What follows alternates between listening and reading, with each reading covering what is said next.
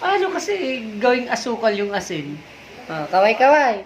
Yung asin, ginawa mong asukal. Tapos nilagay mo sa gatas. Dali na. Excited. Kala puting asukal. Ilang kutsara nilagay mo?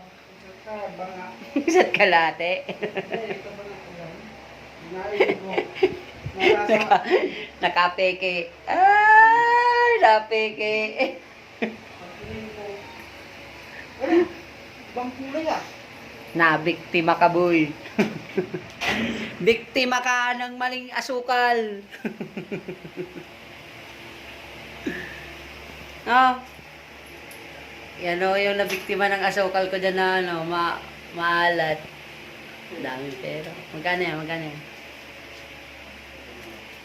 Ah, sana all may pera. Yan eh. Pero,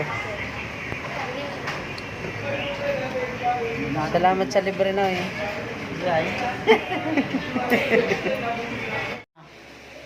Magsa-soft drinks ka na lang? Bakit? Ayaw mo na mag-gatos. Anong lasa ng gatas? Ha? Malat? Nandiyan ba naman ang asin yung gatas?